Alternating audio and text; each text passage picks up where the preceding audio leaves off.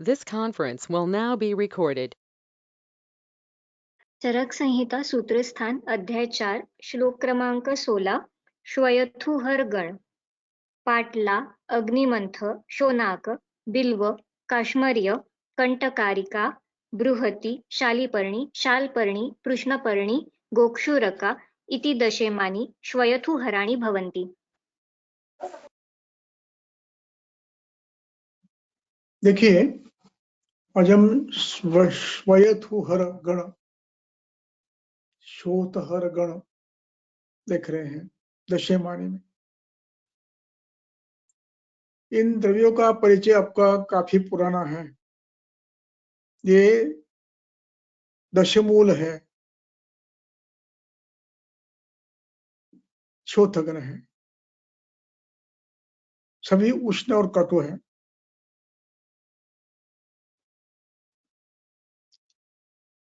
और इनको जैसे वातहर कहा गया वैसे शोतहर भी कहा गया है।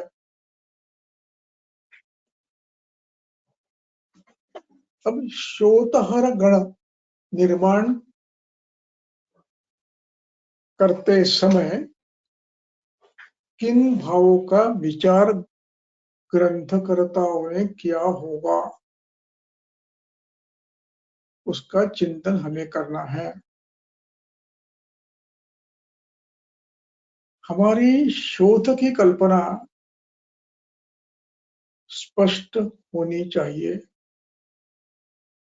जब हम पढ़ते थे तो हमारी शोध की कल्पना केवल पूरे शरीर में जो एक शोथ आता है, जैसे उदर में, सीसीएफ में, रीनल फेल्योर में, वही हमारी कल्पना थी। और उसपे शोतहर के रूप में पुनर्नवा आदि का प्रयोग हम करते थे।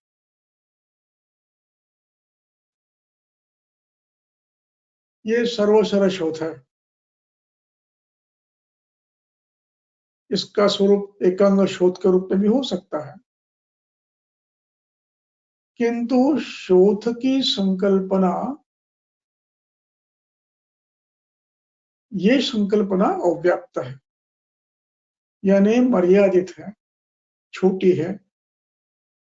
शोध की कल्पना ग्रंथकर्ता की बहुत ही विस्तृत है।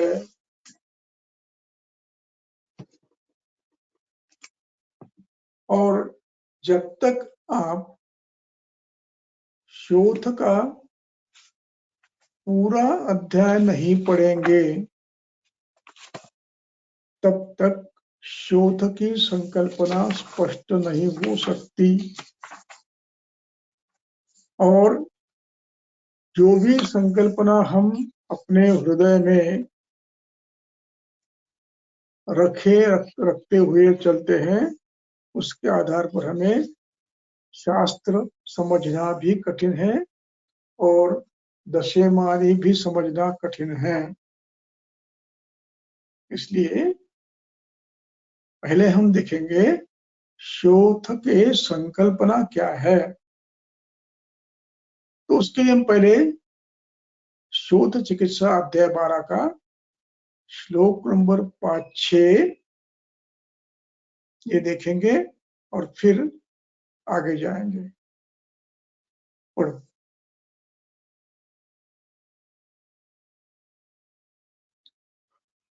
शोथ अध्याय 12वां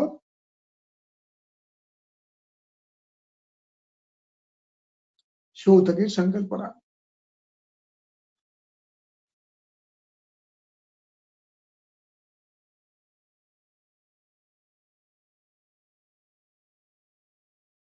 शुद्धि चरक संहिता चिकित्सा स्थान अध्याय 12 श्लोक क्रमांक 5-6 शुद्धि आमाशय अभक्त कृश बालानां क्षार अम्ल तीक्ष्ण उष्ण गुरुपसेवा दधि आम मृच्छाक विरोधी दुष्ट गर उपसृष्ट अन्न निषेवणं च अर्शांस्य अचेष्टा न च देहशुद्धिः मर्मोपघातो विषमा प्रसूतिः मिथ्योपचाराः प्रतिकर्मणां च निजस्य हेतुः श्वयथोः प्रदिष्टाः।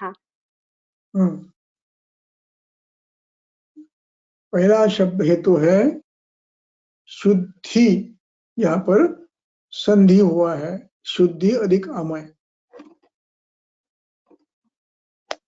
इकाय होता है। शुद्धि और आमय अनेक व्याधियों से होते हैं। उसकी टीका की है चक्रपाणि ने, व्याधि सभी व्याधि। अभक्त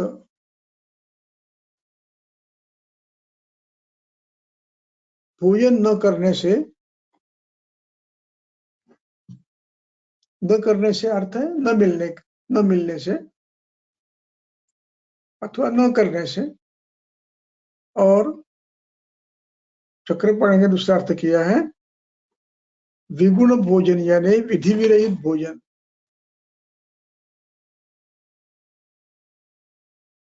उसके बाद कहते हैं पुरुषानाम अबलानाम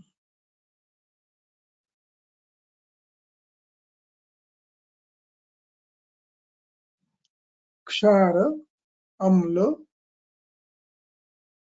तीक्ष्ण गुरु, इनका ही बार बार विधि विरहित पद्धति से सेवन करना।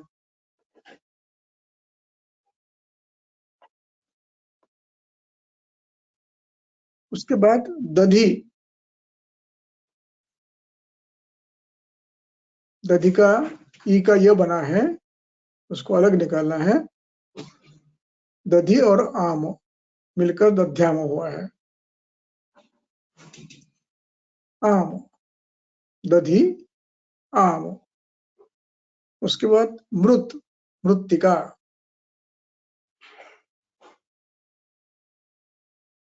शाक, कुछ शाक है जो शोथकर है। विरोधी अन्न, दुष्ट अन्न, गरोपसृष्ट अन्न, गरेन उपसृष्टः गरोपसृष्टः, समास हुआ है, तृतीय तत्पुरुष। अन्न निषेवणम च, ये हुए द्रव्यतः हेतु।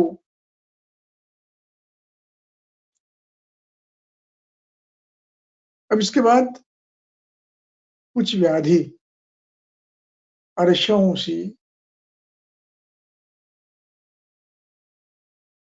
अचेष्टा, कोई काम न करना, बैठे रहना। नच देह शुद्धि, देह की शुद्धि नहीं करना। मर्मोपघात, प्रसूति का वैषम्य,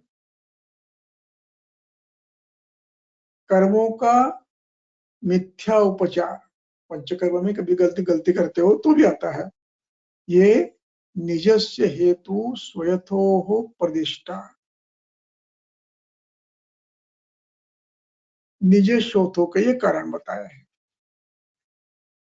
उसके बाद बाह्य हेतु के कारण, आगंतुक के कारण बताते हैं। काष्ठ, अश्म, शस्त्र, अग्नि, विष आयासाद्य ही आगंतु हेतु। अब हमें देखना है कि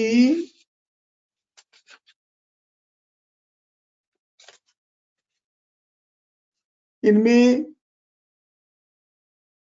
संतर्पण भी है, हेतुओं में अपतर्पण भी है, कुछ विशिष्ट द्रव्य भी हैं, क्षार, अम्ल, तीक्ष्ण, ऐसे रस भी हैं, गुण भी हैं, गरय सेवन भी है, दधि सेवन है, आम प्रदोष है, मृत्तिका सेवन है, और विरोधी अन्नपान है, दुष्ट अन्नपान है, व्याधियां है। अरस्य, देह शुद्धि का अभाव, मर्मोपघात, प्रसूति में विकृति और कर्मों की प्रतिकर्म की मिथ्या उपचार, ये सभी हेतु है। अब इन सभी हेतुओं में क्या एक ही द्रव्य चलेगा? दशमूल, ये विचार करना है, क्योंकि हमारी चिकित्सा कैसी होती है? हेतु विपरीत होती है। तो इसमें जितने भी संतर्पणजन्य है, वातज है, कफज है, इनमें विशिष्ट अवस्था में इनका प्रयोग कर सकेंगे हम, लेकिन इतना सीमित है। अब देखिए, ग्रंथकर्ता की शोध चिकित्सा की व्याप्ति, श्लोक नंबर 17, 18, 19 पढ़ो।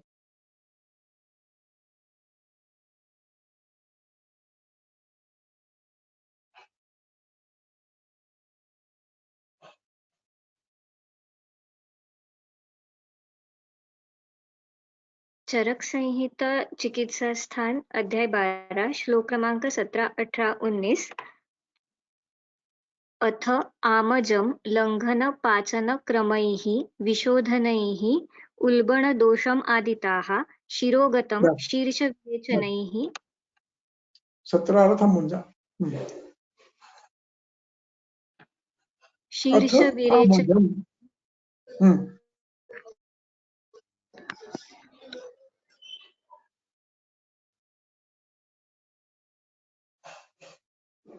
मैं बोलूं? सर हाँ सर सॉरी। आमजम, देखिए हेतु अलग बताए हैं, उसका परिणाम बताया है। आमजम लंघन पाचन क्रम ही, लंघन करना है और पाचन करना है।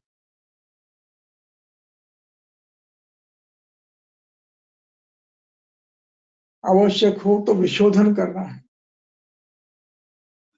इसमें विशोधनम, विशोधन ही तृतीय बहुवचन है। उल्बण दोषम, उल्बण दोषम विशोधन ही आदितः, ये आदितः आदि शब्दों की पंचमी है। आदितः प्रथम, आदौ इस अर्थ में है। इसका अर्थ ये हुआ कि इसके बाद कुछ और करना है। इसको कहते हैं अर्थापत्ति तंत्र युक्ति। आमजम लंघन पाचन क्रम ही आदौ आदितः दोषोल्बणा, दोषोल्बणानां दोषम विशोधन ही आदितः उपक्रमे। पहले ये करना है और इसके बाद शोधज्ञ की चिकित्सा करनी है। अब शोधन में क्या करना है? शिरोगत हो तो शीर्ष विरेचन,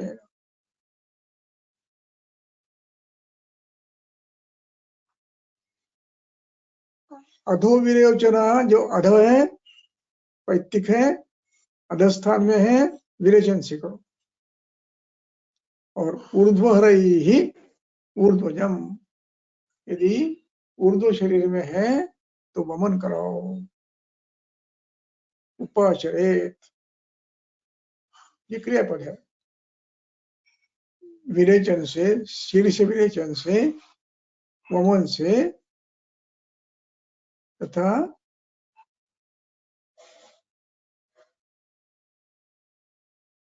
ऊर्ध्वहर ही ऊर्ध्व वमन से, जो ऊर्ध्वज है ऊर्ध्व शरीर में है उनका वमन से करो। ये दूसरा टप्पा होता है। अब और एक बताते हैं जिसका वर्णन हेतु में नहीं है। स्नेहभवम विरुक्षण ही, यदि स्नेहज है तो विरुक्षण से करो। यदि रूक्षोत्थ है,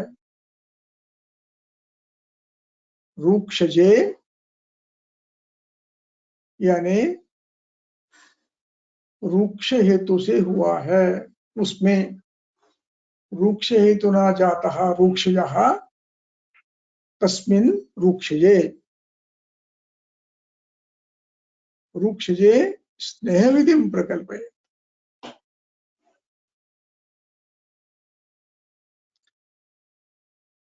अनिलज है और जिसमें बद्ध विटक है, मूत्र संग्रह है, बद्ध है, उसमें निरोध।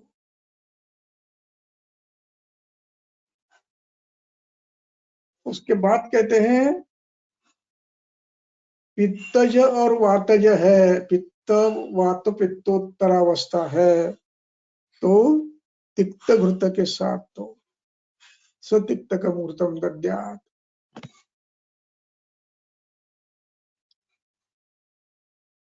अब अवस्थिक चिकित्सा बताते हैं।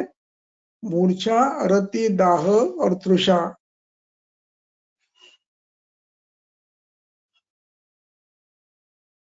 इत्यादि है तो पयप्पन कराओ।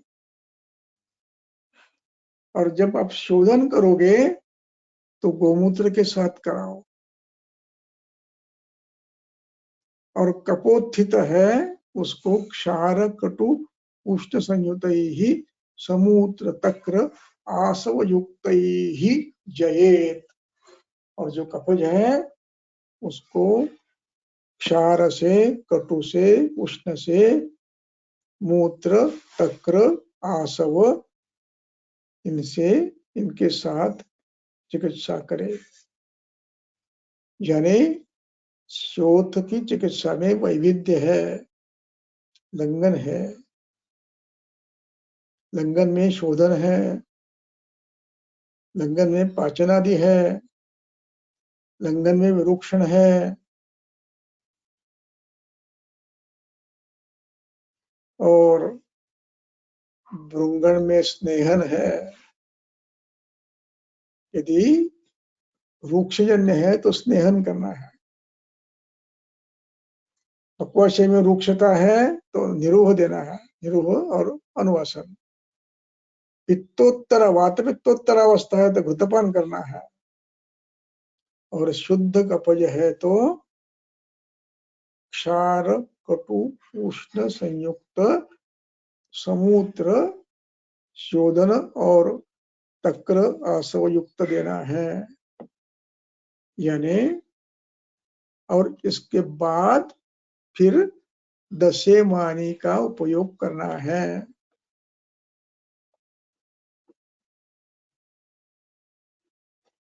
इसलिए शब्द आया है आदितः।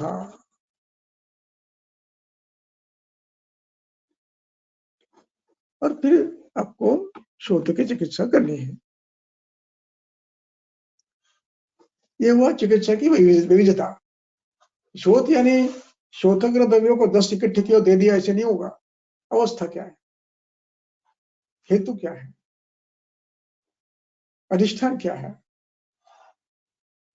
ऊर्ध्व शरीर है, शिर है, अधः शरीर है, पक्वाशय है। अधिष्ठान भेद से शोधन करने पड़ेंगे आपको। और इन सब में आपको यथावश्यक यथास्थान इन शोधक गुणों का उपयोग यथा संभव यथा दोष करना है। अब इसके बाद हम ग्रंथकर्ता की शोध की कल्पना देखेंगे। देखिए,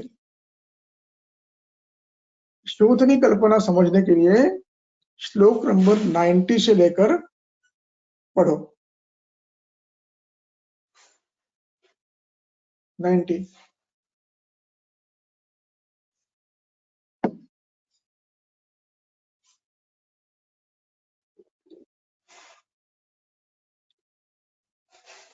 विस्फोटकाः सर्वशरीरगास्तु स्फोटाः सराग ज्वर तर्षयुक्ताः यज्ञोपवीतप्रतिमाः प्रभूताः पित्तानिलाभ्यां जनितास्तु कक्षाः यश्च अपराः स्युः पीडकाः प्रकीर्णाः स्थूलम् अणुमध्या अपि पित्तजाः ताः क्षुद्रप्रमाणाः पीडकाः शरीरे सर्वाङ्गाः सज्वर दाहतृष्णाः कण्डुयुताः स अरुचि प्रसेका रोमान्तिकाः पित्तकफात् प्रदिष्टाः याः सर्वगात्रेषु मसूरमात्रा मसूरिकाः पित्तकफात् प्रदिष्टाः विसर्पशान्त्यै विहिता क्रिया यातां तेषु कुष्ठे च हितां विदध्यात्। 10 देखिए, विस्फोटक है, शोथ है, ज्वरयुक्त स्फोट है, शोथ है, जनुए की जैसी दिशा होती है वैसे उस दिशा में होने वाले पीड़िका है, उसको कक्षा कहते हैं। यज्ञोपवीत प्रतिमा के समान, यज्ञोपवीतस्य समानानि समानाः प्रभूता, ये पित्तानिलज है, उसको कक्षा कहते हैं। उसके बाद कहते हैं याश्च अपराः स्थूल अणु मध्यापि पीड़िकाः, स्थूल हो, अणु हो, मध्यम आकार की हो पीड़िका, वो भी शोथ है, वो भी शोथ है। वो पित्तज हो सकता है, कफज हो सकता है, कफ पित्तज हो सकता है। उसके बाद देखते हैं क्षुद्र प्रमाणाः सर्वांगाः कंडुयुता पीड़िका, पूरे शरीर में होने वाली क्षुद्र प्रमाण की, छोटे छोटे प्रमाण की, ज्वर युक्त, तृष्णा युक्त, कंडु युक्त रोमांतिका भी शोथ है, ये पैतृक है। उसके बाद पित्त कफ से होने वाले पूरे शरीर में मसूर के दाल के समान होने वाली पीड़िका, ये भी शोथ है। उसके बाद वृद्ध और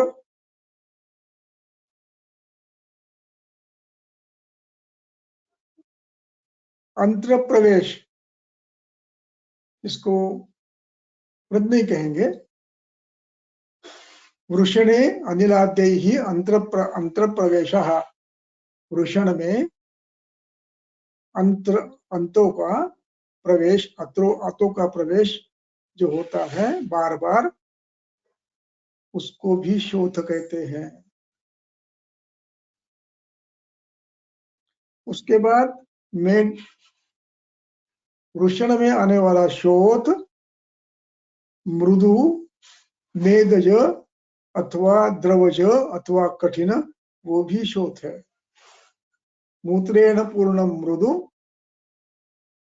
मेदसा मृदु, मेदसा स्निग्धम मृदु और कठिनम च शोथम, वो भी शोथ है।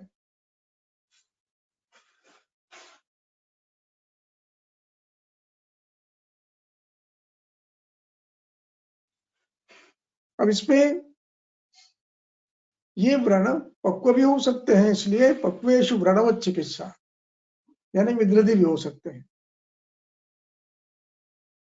यानी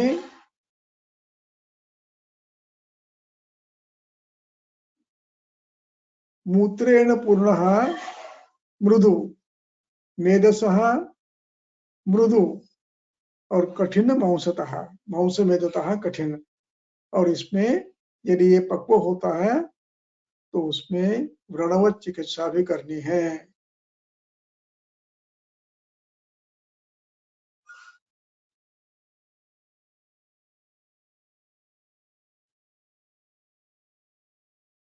यानी शोथ की व्याप्ति कितनी बढ़ गई देखो।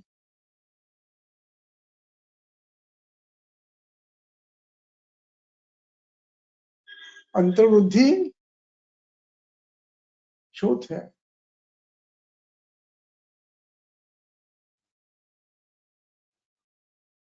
उसके बाद गुदश्च पार्श्वे पीड़िका भगंदर शोथ है। उसके बाद 98 जंघा में होने वाली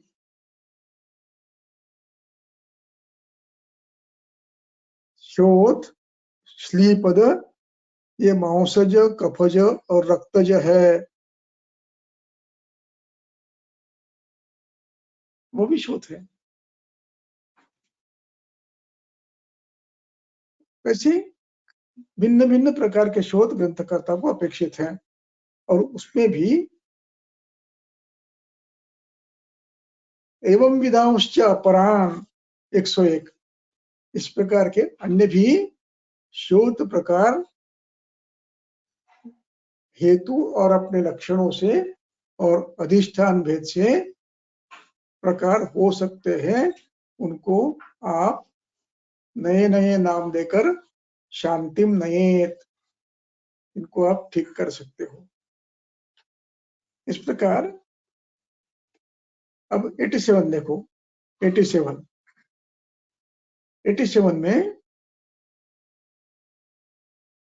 ग्रंथि, अर्बुद,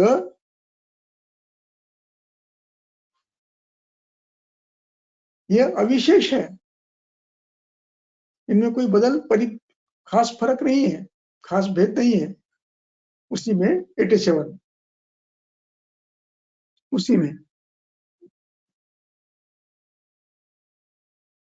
87 ग्रंथि, अर्बुद, इनमें अविशेष है। केवल फर्क अंतर क्या है?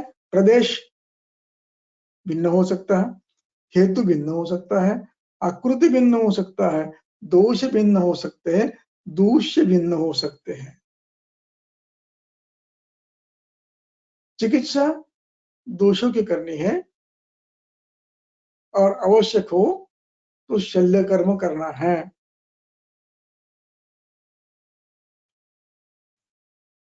अब देखिए 81, देखिए 81।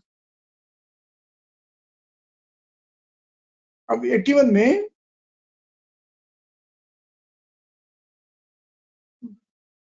ग्रंथिर्महान मांस संभवम, मांस संभव भी हो सकती है, मेदोभव भी हो सकती है और रक्तोद्भव भी हो सकती है। स्वरूपधारी स्फुरणशिला भी ग्रंथि महान मांसभवस्त्वनर्ति, ये सभी ग्रंथि, ये सभी शोथ है। अब इतने बड़े शोथ प्रकरण को 10 द्रव्यों में समाविष्ट करना कितना आसान आयुर्वेद है, इतना आसान आयुर्वेद है।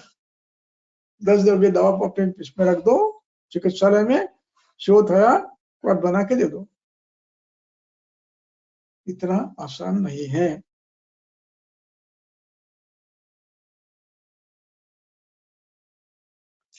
हर शोथ में आपको दोष देखना है, दूष्य देखना है,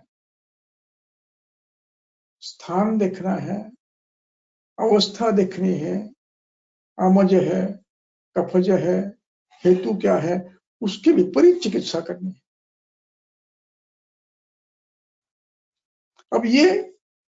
अब फिर इन 10 द्रव्यों का चयन कैसे किया? सामान्य तौर पे अधिक मात्रा में होने वाले शोथ कफज होते हैं, इसलिए दशमूल का चयन किया है जो कटुष्ण है। और उसका दूसरा एक लाभ है कि वात शोथ के संप्राप्ति में इनसे सिद्ध तैल घृतादि दे सकते हो।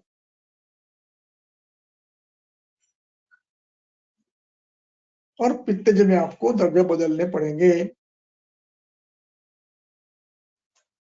प्रायः शोथ कफज होता है, प्रायः। अधिक मात्रा में। इसलिए देखिए 26वां अध्याय निकालिए, सूत्र स्थान 26।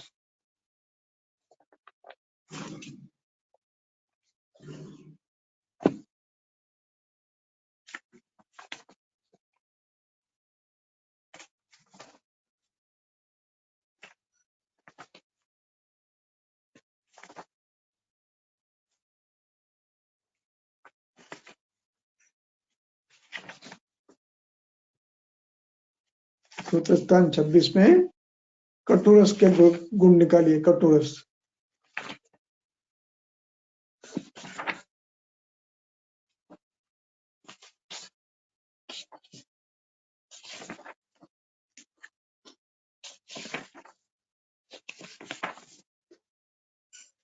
चार, 43 में 4 कटुरस, अध्याय 26।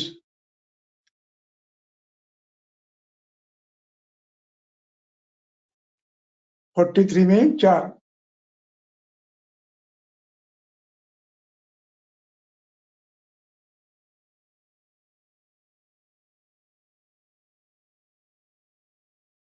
हाँ सर, मेरे यहाँ नेटवर्क का थोड़ा प्रॉब्लम हुआ था।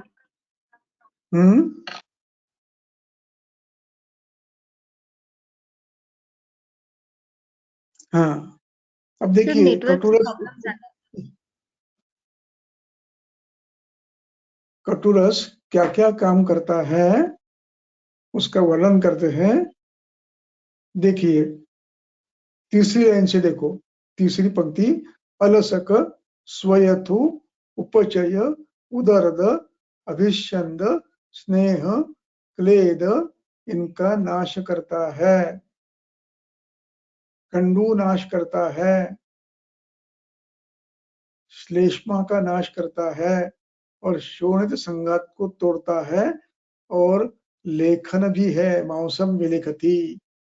इसलिए प्रायः करके कटुरस का समावेश इन्होंने किया है शोतग्न के रूप में, और उसका उपयोग यथा हेतु, यथा दोष, यथा दूष्य, यथा बल आपको अवस्था देखकर करना है। यदि पैतिक है तो आप इन सभी द्रव्यों को छोड़कर विरेचन के बाद पित्त शामक द्रव्यों का घृतपान करा सकते हो। एक दूसरी महत्व की बात यह है कि जो संतर्पणजन्य शोथ है उनमें चिकित्सा लंघन शोधन करने के बाद वात पित्तोत्तरावस्था आती है, वहां पर आपको कटु द्रव्यों से सिद्ध घृत अथवा तिक्त कटु द्रव्यों से सिद्ध घृत देने पड़ेंगे यथा दोष। सभी में, अमवात में भी आपको ये करना पड़ेगा, अन्य किसी व्याधि में आप शोधन करते हो, वमन करते हो, ग्रंथि में, गुल्म में, अर्बुद में, तो अंत में आपको वातपित्तोत्तर अवस्था आती है तो उसमें आपको तिक्त घृत का उपयोग अथवा जीवनीय द्रव्यों का उपयोग करना है।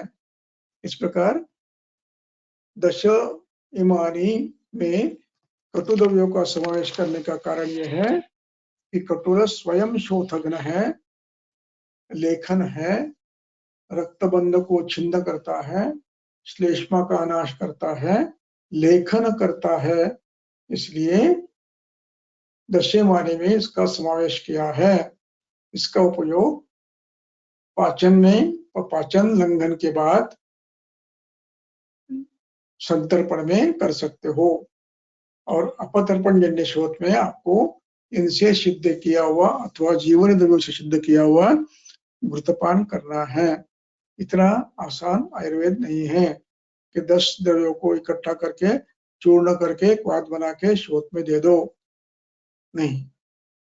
न तो योग ही एवं तो केवलम, केवल योग से चिकित्सा नहीं करनी है। चिकित्सा कैसी करनी है उसका सूत्र है चरक चिकित्सा स्थान अध्याय 30।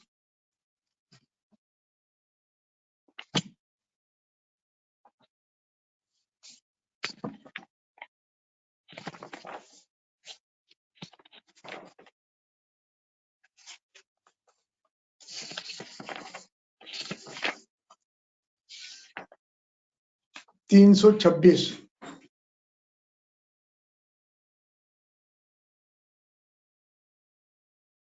तस्मात् दोष औषधादीन परीक्ष। दोष की परीक्षा करिए, दोष बल की, औषध बल की परीक्षा करिए, रुग्ण बल की परीक्षा करिए, और देशादि का विचार, देश, बल, शरीर, दोष, इनका विचार करते हुए, अवस्था, इनका विचार करके चिकित्सा करोगे। प्राज्ञः न योगैहि एव केवलम, केवल योगों के आधार पर चिकित्सा नहीं होती। आपको देशादि, देश, काल, प्रकृति, अवस्था, दोष, इन सब का पुरुषम पुरुषम वीक्ष, प्रति पुरुष में चिकित्सा भिन्न भिन्न करनी पड़ती है। इसलिए दशेमानी ये अवगुण, ये दोषों के आधार पर है। इनका उपयोग योग्य अवस्था प्राप्त कराकर हमें करना है। यथावश्यक स्नेह, तैल आदि के प्रयोग के साथ अथवा क्वाथ के साथ अवस्था देखकर करना है। आया पेशेंट दशेमानी दे दिए, इस प्रकार चिकित्सा नहीं होती। चलो, यहाँ पर दशेमानी समाप्त हो गया। अब हम चलेंगे अपने दूसरे अध्याय पर, 8वां अध्याय।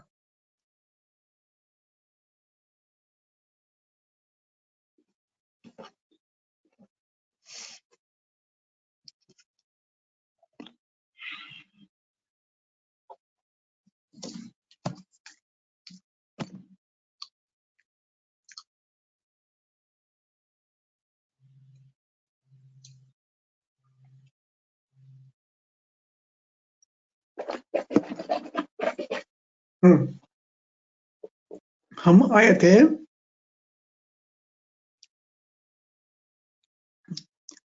निश्चिन्तः निर्भीकः ह्रीमान् धीमान् महोत्साहः दक्षः क्षमावान।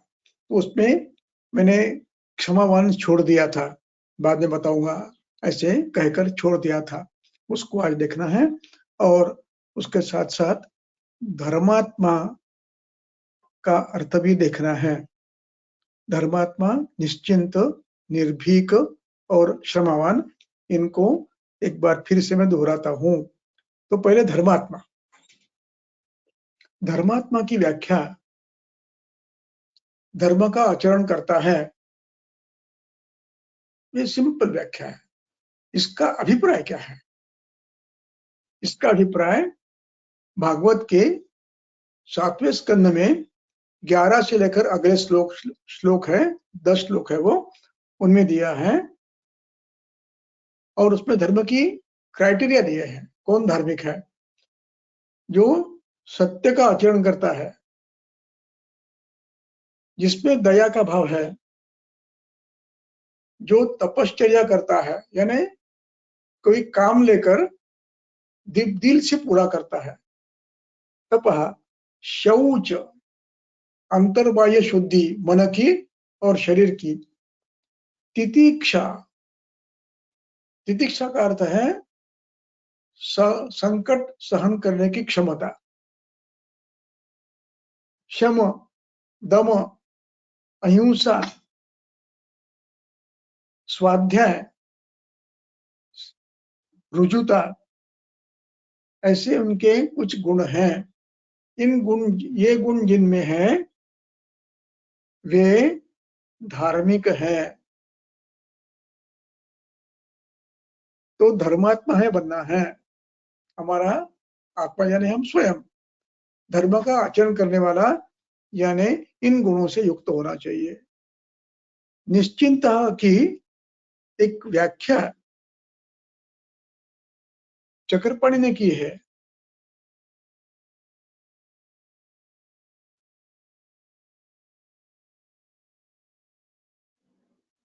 वो कहते हैं कि जो विषय टाले जा सकते हैं उनकी चिंता करना, प्रयास करना, और जो जिसके टाले नहीं जाने सकते हैं उसकी चिंता नहीं करना, जैसे कोरोना है। अब इसमें कुछ नहीं कर सकते आप, रहने वाला है, इसकी चिंता नहीं करना, फिर प्रयास करना इससे बचाव कैसे करेंगे।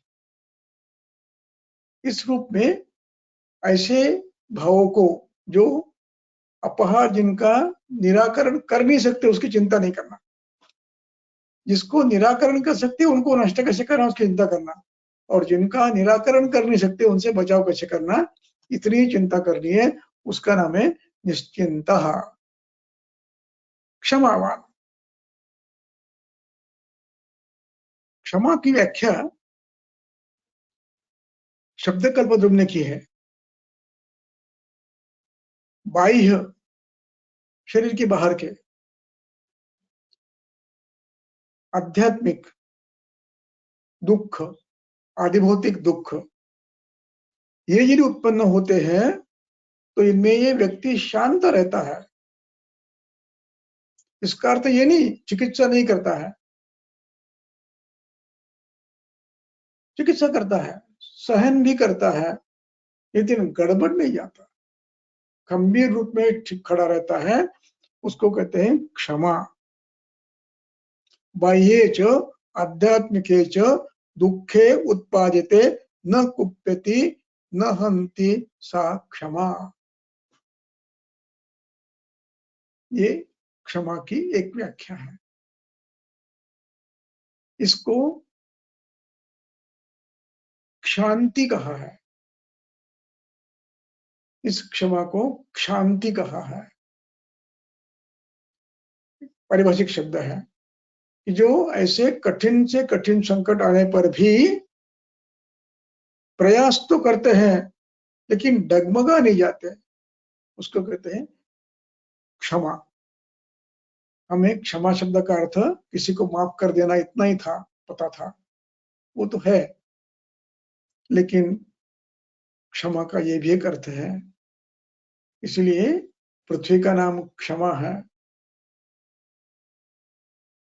ये क्षमा का अर्थ है। क्षमा के बारे में बहुत कुछ लिखा है, लेकिन वो आज का विषय नहीं है। लेकिन इतना आवश्यकता होते हैं बताया कि वो क्षमाशील होना चाहिए, क्षमावान होना चाहिए। अब इसके बाद आता है निश्चिंता निर्भीका। हाँ, निर्भीक की भी व्याख्या चक्रपाणि ने की है। उपस्थिते अपरिहार्ये भय हेतु निर्भीका, यानी अपरिहार्य विषय है, यह आने वाला है, जैसे मृत्यु आने वाला है, अपरिहार्य है, उसका भय है, लेकिन यह अपरिहार्य है, इसकी चिंता नहीं करता, यह निर्भीकत्व है। यानी जो परिहार्य चिंताएं हैं उनका प्रयास करना है, यानी किंतु अपरिहार्य भय की चिंता, आने वाले भय की चिंता नहीं करना है। जैसे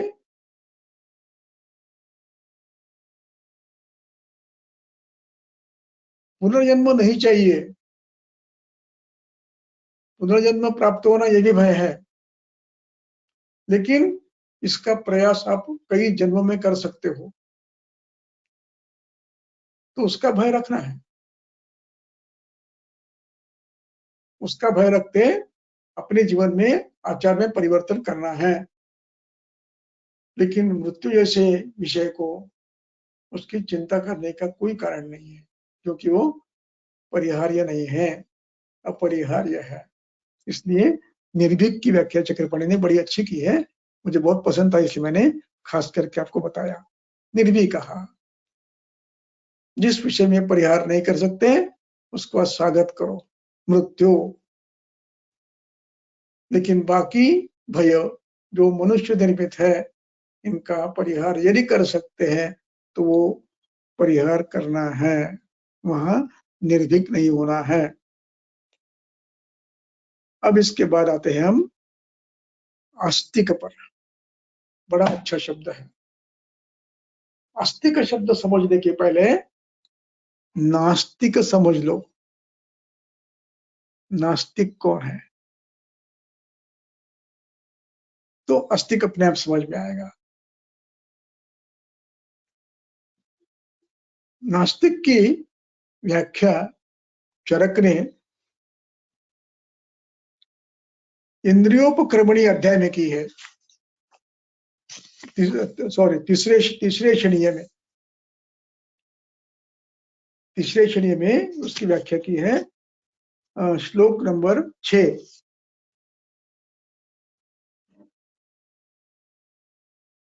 11वां अध्याय श्लोक नंबर 6।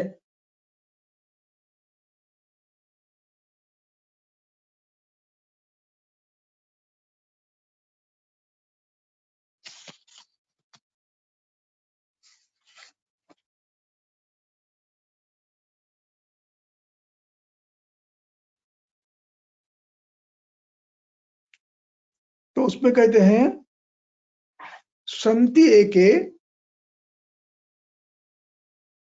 8वां श्लोक, संति एके प्रत्यक्ष पराः। कुछ लोग ऐसे होते हैं कि जो प्रत्यक्ष है तो ही मानते हैं, और जो प्रत्यक्ष नहीं है, आंखों के सामने नहीं है, उसको नहीं मानते हैं। जैसे पुनर्जन्म, ये दिखता नहीं है तो उसको मानते नहीं है, इसलिए उनको नास्तिक माना जाता है। वैसे ही जो लोग इसी प्रकार अपने कर्मों का फल मिलता है वो भी नहीं मानते,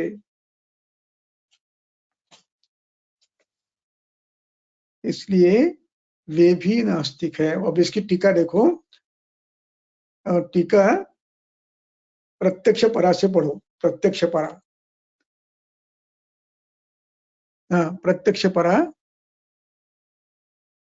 हाँ, ऊपर यत प्रत्यक्ष प्रत्यक्ष परा, प्रमाण, प्रत्यक्ष परा है। हाँ, प्रत्यक्ष अनुमत, परा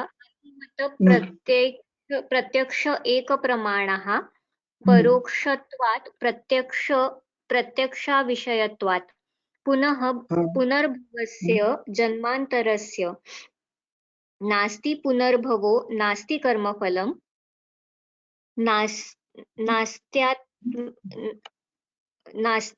नास्त्यात्म इत्यादीनाम् अस्ति न प्रचरति नास्तिकः।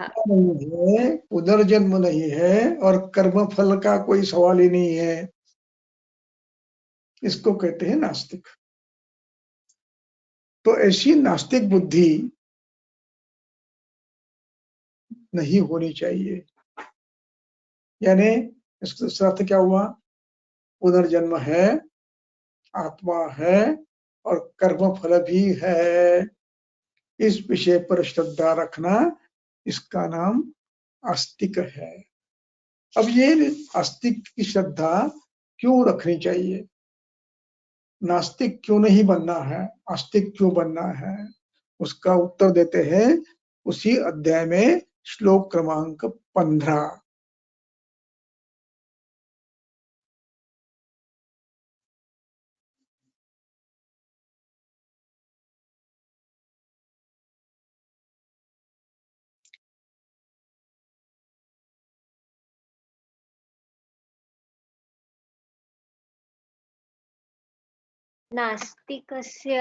नास्तिकस्यास्ति नैवात्मा यदृच्छा उपहतात्मनाः पातकेभ्यः परं च एतत् पातकं नास्तिकग्रहाः।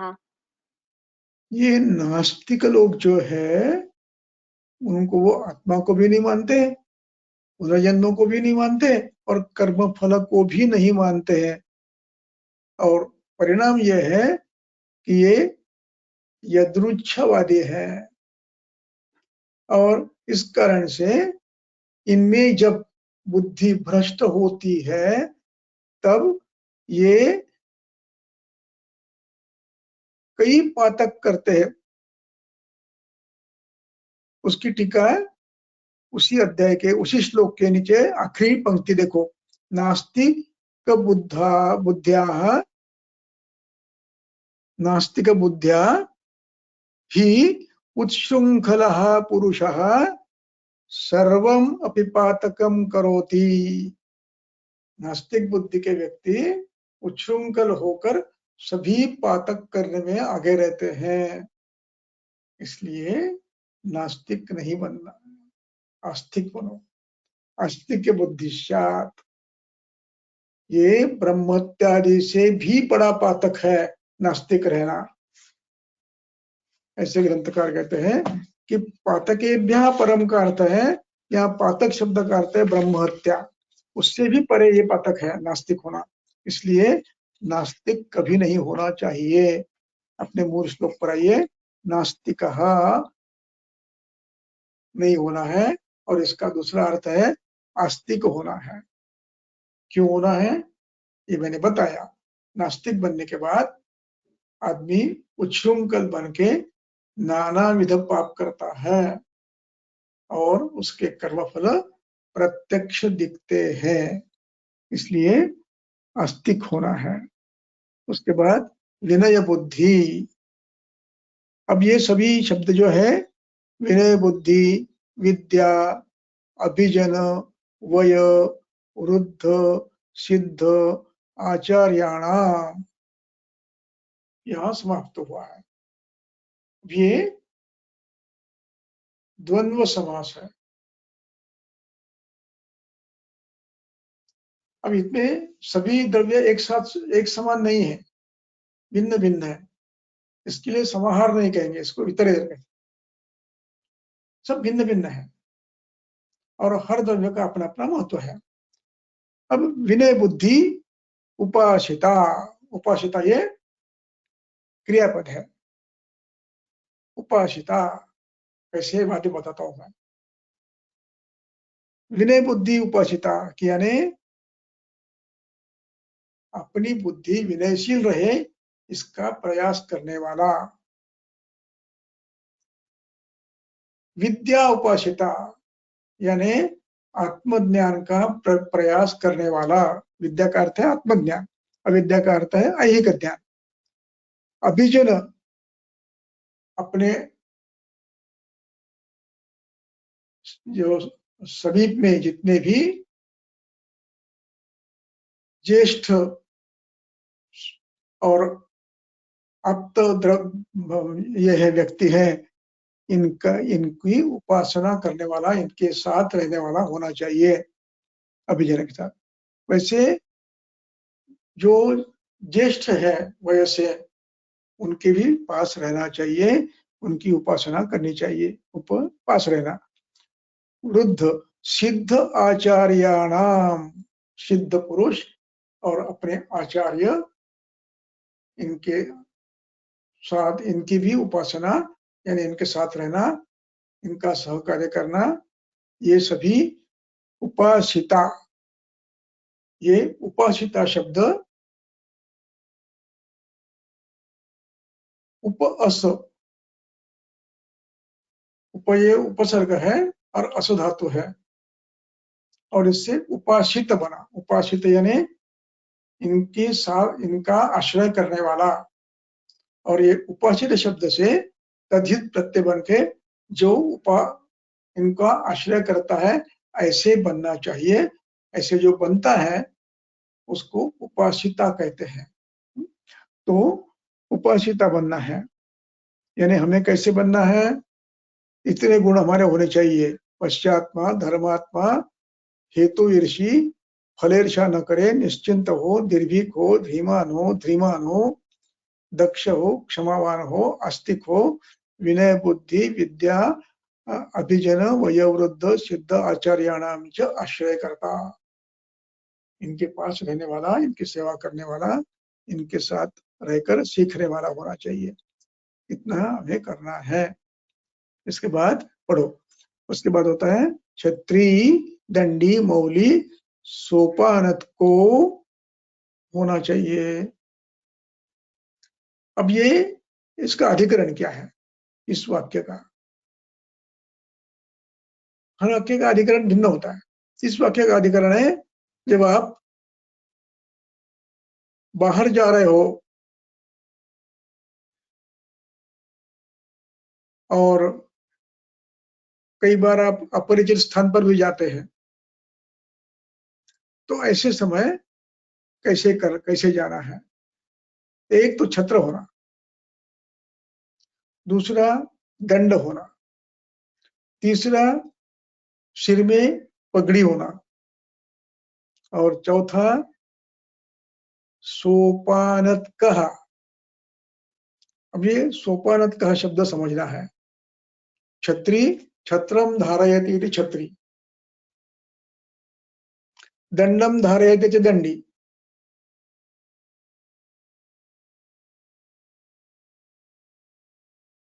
मौलिम धारयति इति मौली, मौलम धारयति इति मौली। यानी उसको एक शब्द और है, वो अभी याद नहीं आ रहा। अब मराठी में, हिंदी में पगोटा, पगड़ी, फेटा, ये सब ये धारण करने वाला होना चाहिए। और वाग्भट ने इसके साथ एक शब्द और डाला है, सहायवान। यहाँ पर वो शब्द नहीं है, एक साथी अपने पास रखो, जाते समय अकेले मत जाओ। अब इसके बाद आता है शब्द सोपानत कहा। अब यदि आप डिक्शनरी में ये शब्द ढूंढने जाओगे तो सोपान शब्द से अर्थ मिलता है सीढ़ियां, स्टेप्स।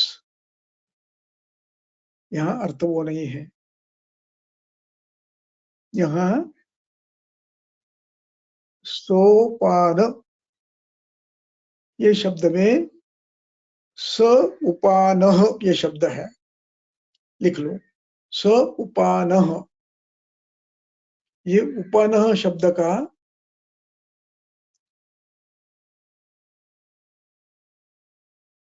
ये दो शब्द है, उपानः और दूसरा उपानत, दोनों का अर्थ एक है।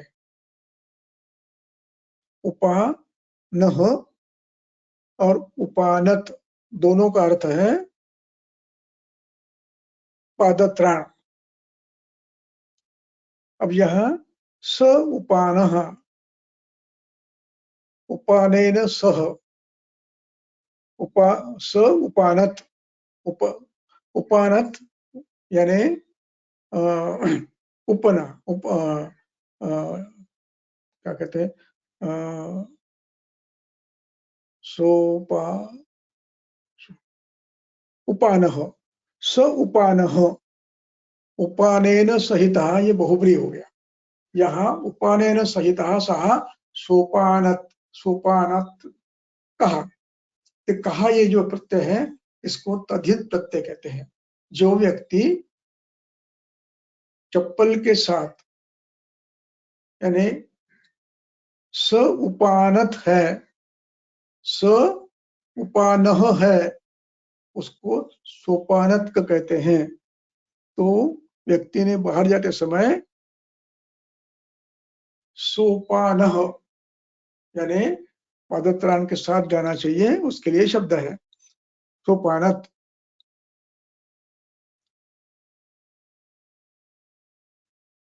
युगमात्र दुख विचरेत।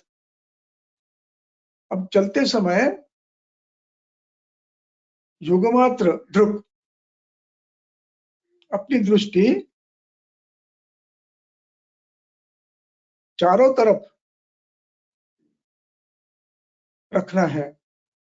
और वो कितनी रखना है?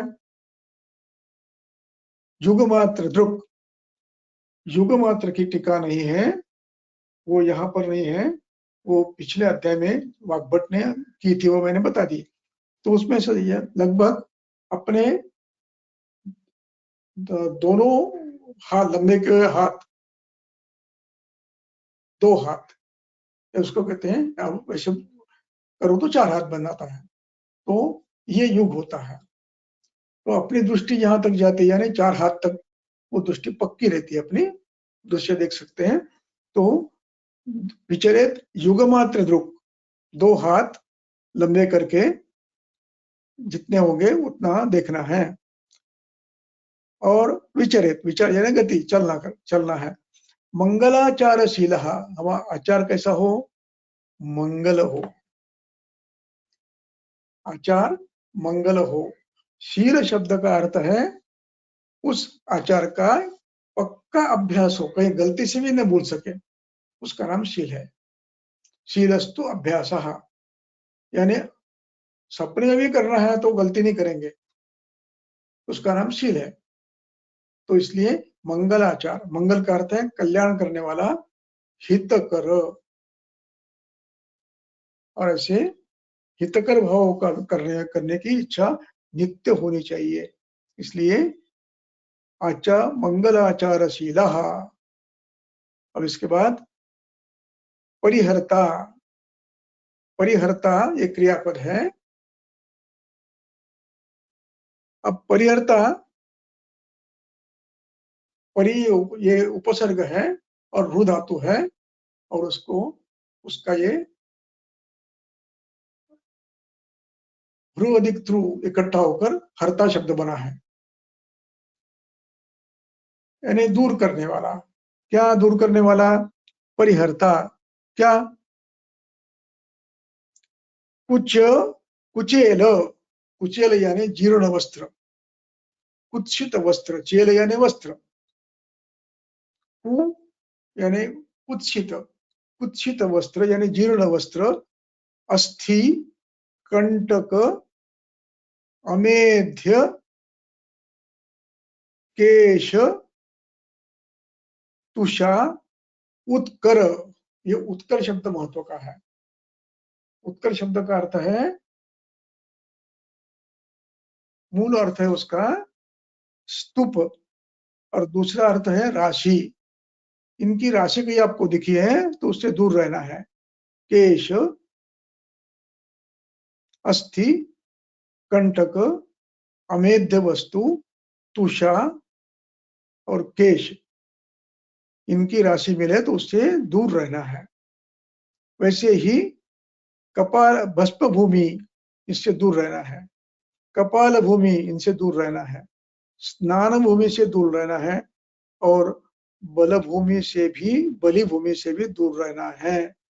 इस प्रकार आपको विचरण करना है। विचरण करते समय आपको इस प्रकार विचरण करना है। ये विचरण का अधिकरण था।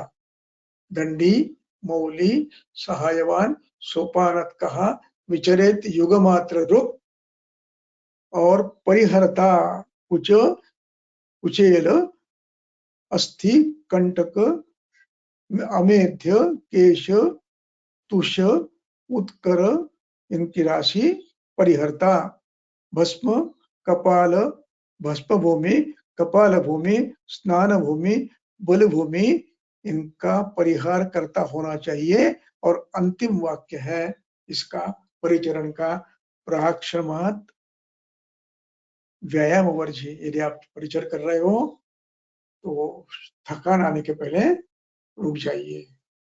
यहाँ पर ये परिचरण का विषय समाप्त होता है। अगले व्याख्यान में आगे जाएंगे।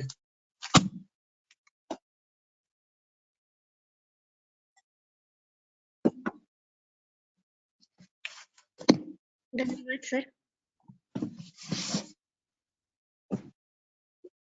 हाँ बोला, क्या है? सर एक प्रश्न, सर एक क्वेश्चन है। एक मिनट। हाँ, बोला। प्रश्न पूछ एक प्रश्न है। कंडू कफपित्त से ही होता है कि वातज से भी हो सकता है? फिर से एक बार, कंडू कफपित्त से ही उद्भव होता है या फिर वातज भी हो सकता है? कंडू पैक्टिक और कफज है, वातज नहीं है। तो ये पैक्टिक भी हो सकता है और कफज भी हो सकता है, वेदावरोध से भी हो सकता है, ऐसे अनेक कारणों से होता है, कहीं आगंतुक से ही होता है, वह तस्य नहीं होता।